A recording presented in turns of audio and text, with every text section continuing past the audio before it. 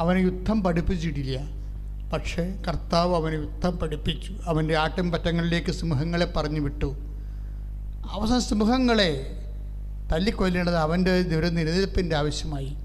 നിൻ്റെ നിലനിൽപ്പിൻ്റെ ഒരു ആവശ്യമായിട്ട് പല രീതിയിൽ നീ സങ്കടങ്ങളെയും ക്ലേശങ്ങളെയും പ്രതിരോധിക്കേണ്ടി വരുന്ന ഒരവസ്ഥ കർത്താവ് നിന്നെ യുദ്ധം പഠിപ്പിക്കുകയാണെന്നുള്ള ബോധം ദാവീദിനുണ്ടായിരുന്നത് കൊണ്ട് യുദ്ധം പഠിച്ചിട്ടുള്ള ചേട്ടന്മാരെക്കാളും അവൻ വലിയ ധന്യനാണെന്ന് പറഞ്ഞാൽ കർത്താവ് എൻ്റെ ഇടയനാകുന്നു, എനിക്കൊന്നിനും കുറവുണ്ടാകത്തില്ല. 1 സാമുവേൽ 17:45 ദാവീദ് പ്രതിവചിച്ചു, വാളും കുന്തവും ചാട്ടുളിയുമായി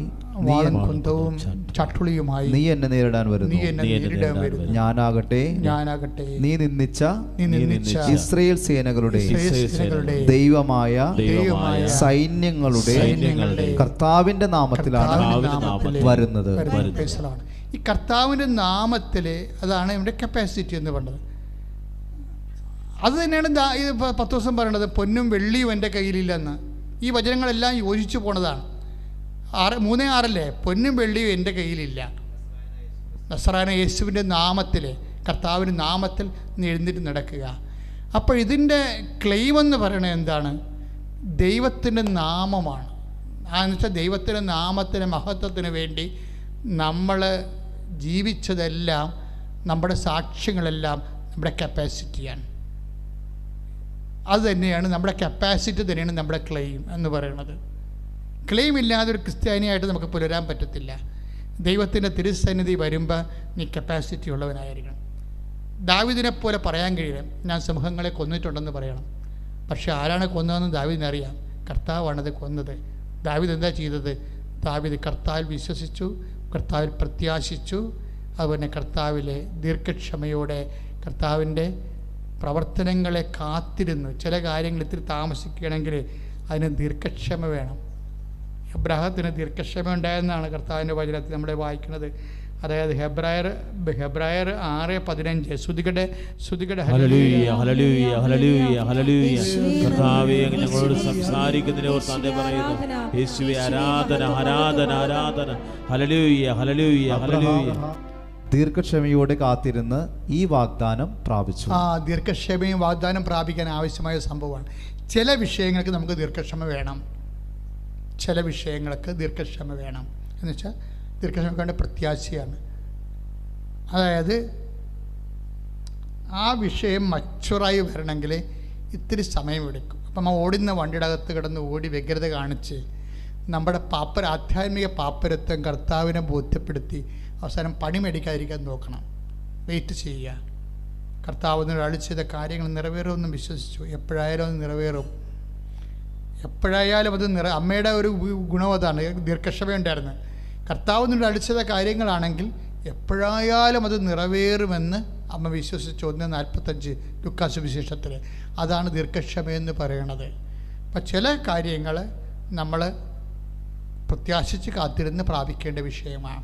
അപ്പം ഇതെല്ലാം നമ്മൾ കണ്ട വിശ്വാസം, നമ്മൾ കണ്ട പ്രത്യാശ, നമ്മൾ കണ്ട ദീർഘക്ഷമ, ഇതെല്ലാം ഉടമ്പടി വഴി വാഗ്ദാനം പ്രാപിക്കാൻ നമുക്ക് ആവശ്യമായ മനോഗുണങ്ങളാണ്. വിശ്വാസം, പ്രത്യാശ, ദീർഘക്ഷമ. പ്രാർത്ഥിക്കുക. കർത്താവായ ദൈവമേ, ഉടമ്പടി എടുത്തവരും ഉടമ്പടി എടുക്കാതിരിക്കുന്നവരും അവർക്ക് ആവശ്യമായ ആധ്യാത്മികമായ കഴിവ്, വിശ്വാസം, പ്രത്യാശ, ദീർഘക്ഷമ, ദൈവിക പുണ്യങ്ങളാൽ ഞങ്ങളെല്ലാവരെയും പ്രായോഗികമായി അങ്ങ് അഭിഷേകം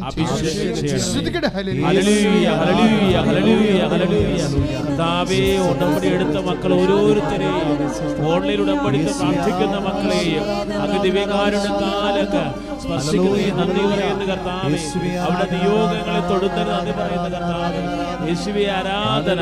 ഹല്ലേലൂയ ഹല്ലേലൂയ. എഴുന്നേൽക്കുക.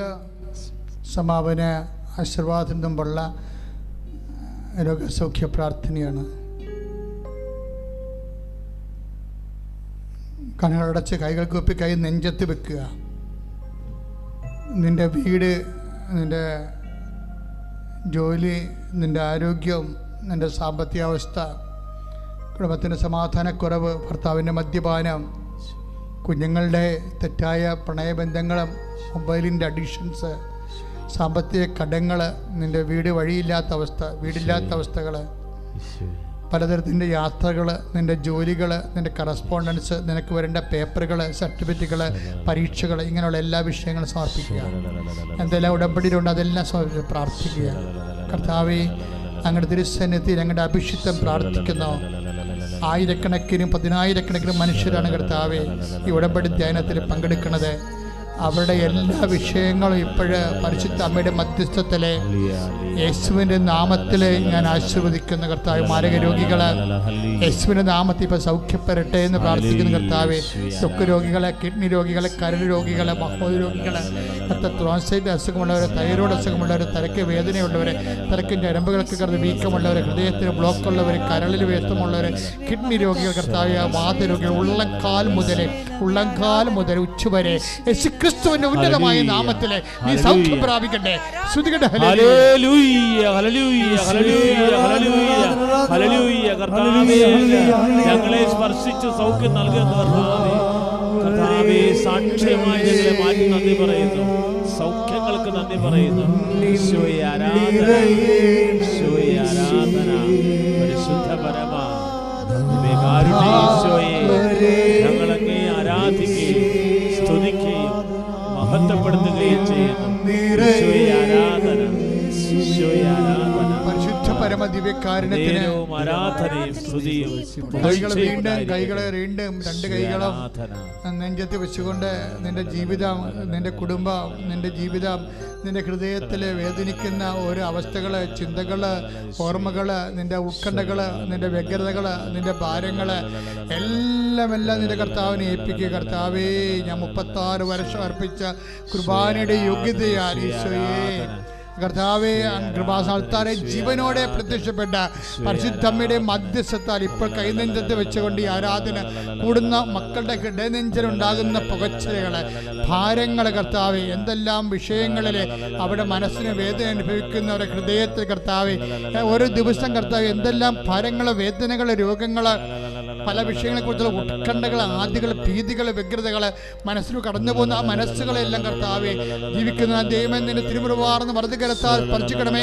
യേശുക്രിസ്തുവിന്റെ ഉന്നതമായ നാമത്തിൽ അധികാരത്തെക്കുറിച്ച് നിന്റെ ഭയങ്ങള്, വ്യഗ്രതകൾ, ഉത്കണ്ഠകള്, അതിന്റെ മൂലക്കാരങ്ങൾ, ആധികാര വിഷയങ്ങൾ, അടിസ്ഥാന വിഷയങ്ങള് ഇപ്പോഴും അടയാള സഹിതം യേശുവിന്റെ നാമത്തില് മാറിപ്പോകട്ടെ.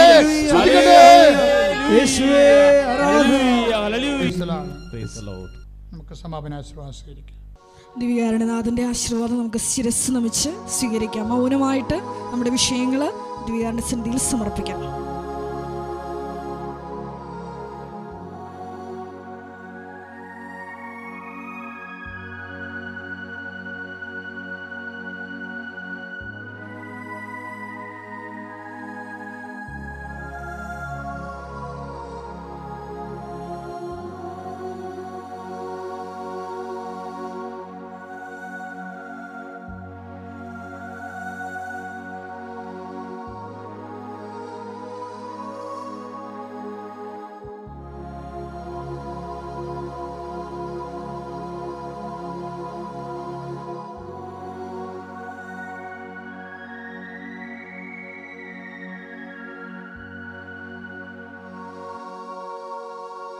പരിശുദ്ധ പരമമാ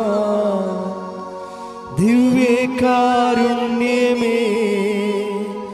എന്നുമെന്നും അങ്ങേക്കാരാധന. പരിശുദ്ധ പരമമാ ദിവ്യകാരുണ്യമേ, എന്നുമെന്നും അങ്ങേക്കാരാധന. പരിശുദ്ധ പരമമാ ദിവ്യകാരുണ്യമേ, എന്നുമെന്നും അങ്ങേക്കാരാധന.